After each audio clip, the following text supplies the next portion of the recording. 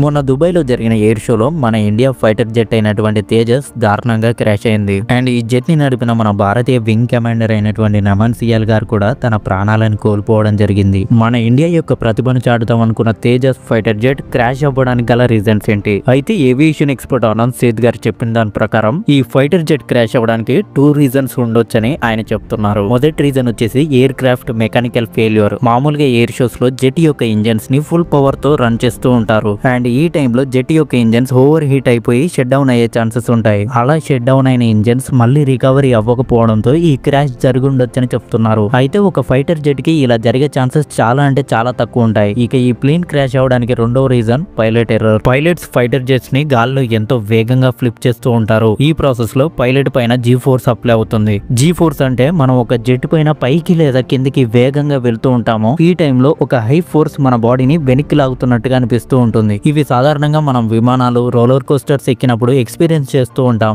అయితే ఈ టైంలో ఆ వ్యక్తి బ్రెయిన్ కి బ్లడ్ సర్క్యులేషన్ సరిగ్గా జరగక స్పృహ కోల్పోయే ఛాన్సెస్ ఉంటాయి. మామూలుగా రోలర్ కోస్టర్స్ నుండి వచ్చే ఫోర్స్ 2G లేదా 3G ఫోర్స్ ఉంటుంది. అదే ఒక ఫైటర్ జెట్ నుండి వచ్చే ఫోర్స్ దాదాపుగా 8G నుండి 9G వరకు ఉంటుంది. దీని కారణంగానే పైలట్స్ స్పృహ కోల్పోయి క్రాష్ జరుగుండొచ్చని చెప్తున్నారు. అయితే ఇలాగే జరుగుండొచ్చని ఇంకా కన్ఫర్మ్ అవ్వలేదు. కేవలం ఆనంద్ సేత్ గారు తనకున్న ఎక్స్పీరియన్స్ తో మాత్రమే చెప్పగలిగారు. అండ్ మన ఇండియా ఒక సోల్జర్ ని కోల్పోవడం చాలా బాధాకరమైన విషయం.